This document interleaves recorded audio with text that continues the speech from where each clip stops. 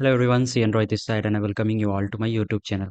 सो आज के इस वीडियो में हम एज मोस्ट ऑफ द बच्चे जो कि सितंबर टर्म 1 के यानी कि फाउंडेशन टर्म 1 के स्टूडेंट्स हैं, उनके एंड टर्म एग्जाम सब खत्म हो चुके हैं। तो इसके बाद के आपके कौन कौन से सब्जेक्ट्स हैं और ऐसे बच्चे जो कि लाइक किसी भी कारण से किसी सब्जेक्ट्स में फेल हो गए हैं, तो उन्हें अब आपको क्या करना है, या फिर ऐसे बच्चे जो कि एंड टर्म एग्जाम में एब्सेंट थे तो उन्हें भी क्या करना है, इन सारी चीज़ों को हम सबसे पहले स्टूडेंट हैंडबुक के जरिए समझते हैं। सबसे पहले हम स्टूडेंट हैंडबुक पे आते हैं। यहाँ पे हम जो आपके पासिंग क्राइटेरिया होते हैं हर एक सब्जेक्ट के लिए, उसे हम समझेंगे। इसमें टी आपके जो आपके टोटल कोर्स स्कोर होते हैं, यानी कि आपने जो क्विज 1 दिया, क्विज 2 दिया और जो आपके अभी तक के ग्रेडिंग पॉलिसी है उसके अकॉर्डिंग जो आपके जीएए होते हैं, ग्रेडेड असाइनमेंट एवरेज, उनके मार्क्स, इन तीनों के मार्क्स को कैलकुलेट करके आपके टोटल टोटल कोर्स स्कोर बनते हैं। कोई भी स्टूडेंट जिनके टोटल कोर्स स्कोर 40 से एबव हैं तो वो पास कंसीडर किए जाते हैं। अब इसमें हम समझते हैं कि डिफरेंट स्कोर आने पे आपके ग्रेड कौन से होंगे और आपके ग्रेड पॉइंट कौन कौन से बनेंगे। तो अगर आपके टोटल कोर्स स्कोर 90 से एबव है तो आप यहाँ पे आपका स्टेटस पास होगा और आपको एस ग्रेड अलॉट किया जाएगा एंड आपको जो ग्रेड पॉइंट मिलेंगे वो आपके यहाँ पे 10 होंगे। अगर आपके टोटल कोर्स स्कोर यानी कि टी 80 टू 90 के बीच में है तो आप यहाँ पे पास हैं और आपके लेटर ग्रेड ए हैं और आपके जो ग्रेड पॉइंट होंगे वो आपको वहाँ पे 9 अलॉट किए जाएंगे। ऐसे ही 70 टू 80 के बीच है तो आपको यहाँ पे बी, 60 टू 70 है तो आपको यहाँ पे सी ग्रेड मिलेगा। सिमिलरली अगर आपके स्कोर 50 टू 60 के बीच में है तो आपको यहाँ पे डी ग्रेड अलॉट किए जाएंगे एंड आपके जो ग्रेड पॉइंट्स होंगे वो आपको यहाँ पे 6 अलॉट होंगे। अगर आपके स्कोर ऐसे ही 40 टू 50 के बीच में है तो आपको यहाँ पे पास कंसीडर किया जाएगा एंड आपके ग्रेड होंगे वो आपको यहाँ पे ई अलॉट होंगे एंड आपके जो ग्रेड पॉइंट बनेंगे वो आपके यहाँ पे 4 बनेंगे। ऐसे ही अगर आपके जो टोटल कोर्स स्कोर होते हैं उन सबको मिला करके अगर वो 40 से नीचे रहते हैं तो आपको यहाँ पे फेल कंसीडर किया जाएगा एंड आपको जो ग्रेड अलॉट होगा वो यू अलॉट होगा और आपको कोई भी ग्रेड पॉइंट यहाँ पे नहीं मिलेंगे। ऐसे ही कुछ बच्चे ऐसे हो सकते हैं जिनके वीकली एवरेज असाइनमेंट के स्कोर 40 से नीचे थे और उन्होंने कोई भी क्विज को अटेंड नहीं किया है, तो वो आपके यहाँ पे फाइनल एग्जाम के लिए वो एलिजिबल ही नहीं है, तो आपके यहाँ पे कोर्स में फेल कंसीडर किया जाएगा एंड आपको जो ग्रेड अलॉट होंगे वो W A and W Q allot किए जाएंगे। ऐसे ही अगर आपने एंड टर्म एग्जाम मिस कर दिया है या फिर एंड टर्म एग्जाम में आप एब्सेंट थे तो आपको यहाँ पे हाई ग्रेड अलॉट किए जाएंगे। इसमें कंफ्यूज नहीं होना है, जो आपके टोटल कोर्स स्कोर यानी कि जो टी होते हैं इसको कैलकुलेट कैसे करना है, तो इसके लिए बहुत सारे आपके ऑनलाइन टूल्स अवेलेबल होते हैं, बहुत सारे ऑनलाइन आपके ग्रेड प्रिडिक्टर और ग्रेड कैलकुलेटर होते हैं। तो वहाँ से आप इजीली अपने टोटल कोर्स स्कोर, वहाँ पे आपको कुछ नहीं करना है, आपको अपने क्विज 1 क्विज 2 के मार्क्स को और आपके जो जीएए यानी कि ग्रेडेड असाइनमेंट के एवरेज स्कोर होते हैं उन सबको डाल करके वहाँ पे आपको चेक कर लेना है कि आपके टी कितने में बन रहे हैं। और एक बार आपके जो ग्रेड पॉइंट आपको पता चल जाएंगे कि आपके कौन से लेटर ग्रेड आए हैं, तो उसके बाद आप उन ग्रेड्स को सीजीपीए कैलकुलेटर में डाल करके और आप अपने सीजीपीए को खुद से भी कैलकुलेट कर सकते हो। हम इसमें बात करते हैं कि ऐसे बच्चे जो कि एंड टर्म एग्जाम यानी कि जो फाइनल एग्जाम होता है उसमें वो एब्सेंट थे। हम इसमें बात करते हैं कि ऐसे बच्चे जो कि एंड टर्म एग्जाम यानी कि जो फाइनल एग्जाम होता है उसमें वो एब्सेंट थे। उनके लिए यहाँ पे दो ऑप्शंस हैं। आप डायरेक्टली जो आपके नेक्स्ट टर्म में होते हैं एग्जाम, आपके फाइनल एंड टर्म एग्जाम, उसमें आप डायरेक्टली मेकअप एग्जाम दे सकते हो।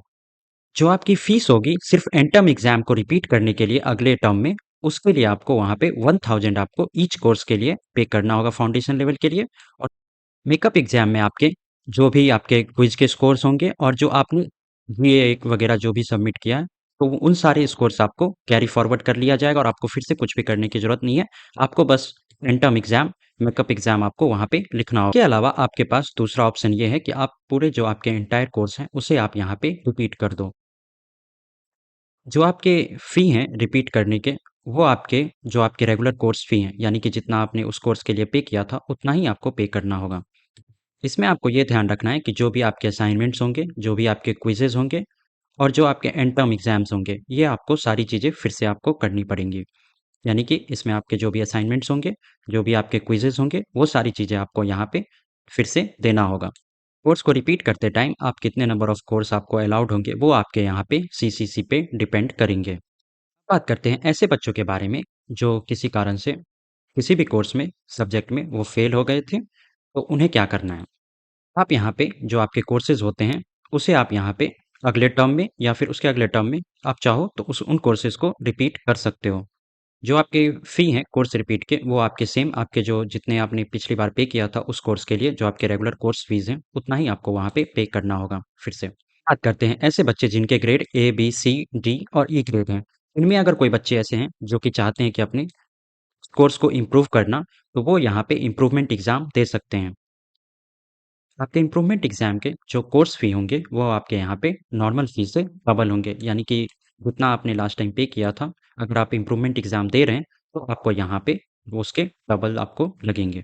इसमें एक चीज़ का ध्यान रखना है कि जो आपके फाउंडेशन लेवल के सब्जेक्ट्स हैं, वो आपको यहाँ पे फाउंडेशन लेवल में ही अगर आप इम्प्रूव करना चाहते हैं, तो उसे कर सकते हैं। अगर आप डिप्लोमा में चले जाते हैं, तो इसके बाद आप अपने कोर्स को इम्प्रूव नहीं कर सकते, यानी कि फिर से आप अपना इम्प्रूवमेंट एग्ज़ाम जो आपके फाउंडेशन लेवल के सब्जेक्ट्स हैं, उसका आप इम्प्रूवमेंट एग्ज़ाम नहीं दे सकते हैं। जो आपके सीजीपीए होंगे, वो आपको यहाँ पे फ्रोज़न हो जाएँगे जब आप अपनी नए लेवल पे पहुँच जाओगे। स्टूडेंट हैंडबुक पे कुछ प्री रिक्विजिट कोर्स रिक्वायरमेंट्स के बारे में बताया गया है। इसमें ये इन्होंने क्लियरली मेंशन किया है कि आपको मैथ्स 1, स्टैट्स 1, इंग्लिश 1 और सीटी कंप्लीट होने चाहिए बिफोर आपके जो मैथ्स 2 हैं, स्टैट्स 2 हैं, इंग्लिश 2 हैं, यानी कि मैथ्स 1, स्टैट्स 1, इंग्लिश 1 और सीटी इन सबको कंप्लीट करने के बाद आप इन सारे कोर्सेज़ पे मूव कर सकते हो। जैसे मैथ्स 1 आपने कंप्लीट कर लिया तो आप मैथ्स 2 के लिए एलिजिबल हो जाते हो। ऐसे ही अगर आप स्टैट्स 1 कंप्लीट कर लेते हो तो आप स्टैटिस्टिक्स 2 के लिए एलिजिबल हो जाते हो, बट एक चीज़ का ध्यान रखना है कि जो कोर रिक्विजिट हैं वो आपके यहाँ पे मैथ्स 2 है, यानी कि आप स्टैटिस्टिक्स 2 मैथ्स 2 के ही साथ ले सकते हो। या तो आप मैथ्स 2 पहले ले लो, या तो आपको स्टैट्स 2 के साथ आपको लेना पड़ेगा। ऐसे ही अगर आप सीटी में पास हैं तभी आप यहाँ पे पाइथन ले सकते हैं।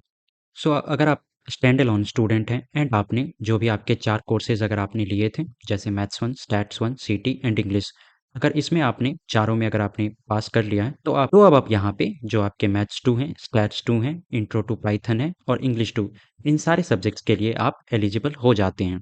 तो अगर आप चाहें तो आप नेक्स्ट टर्म में इन चारों सब्जेक्ट्स को एक साथ ले सकते हैं। इसके लिए आप एलिजिबल हो गए हैं। अब इसमें हम बात करेंगे कि अगर आपने 4 कोर्स लिए थे एंड अगर आप इसमें मैथ्स 1, स्टैट्स 1 में पास हो गए थे एंड आप अगर सीटी एंड इंग्लिश में फेल हो जाते हो, तो अब आप यहाँ पे एक चीज़ का ध्यान रखोगे कि जो आपके इंट्रो टू पाइथन और इंग्लिश होंगे, इसमें आप एलिजिबल नहीं होते हो। वैसे ही अगर कोई स्टूडेंट सीटी और इंग्लिश में पास हो जाते हैं एंड वो मैथ्स एंड स्टैट्स में वो फेल हो जाते हैं, तो आप यहाँ पे स्टैट्स 2 और मैथ्स 2 के लिए एलिजिबल नहीं होते हो। तो आपको यहाँ पे कुछ नहीं करना है, जो आपके मैथ्स 1 और स्टैट्स 1 है, इसे अब आपको यहाँ पे रिपीट कर लेना है। जैसा मैंने बताया कि जो आपके रिपीट के फ़ीस होते हैं, वो अब आपके यहाँ पे डबल नहीं है, वो आपके जो आपके कोर्स के जितने फ़ीस हैं, उतनी ही हैं, तो आपको यहाँ पे रिपीट कर लेना है। आप जिस भी कोर्स को सेलेक्ट करेंगे, उसके लिए बस आपको एक चीज़ का ध्यान रखना है कि जो आपके प्री रिक्विजिट हैं, यानी कि जो आपके स्टैट्स 2 और मैथ्स 2 हैं, इन दोनों को या तो आप साथ लेंगे, या फिर जो आपके मैथ्स 2 हैं, उसे आप पहले कंप्लीट करोगे, तभी आप यहाँ पे स्टैट्स ले सकते हो। यानी कि आप चाहो तो फर्स्ट टर्म में आपके मैथ्स 2 और इंग्लिश 2 ले सकते हो, और नेक्स्ट टर्म में आप यहाँ पे स्टैट्स 2 और इंट्रो टू पाइथन ले सकते हो।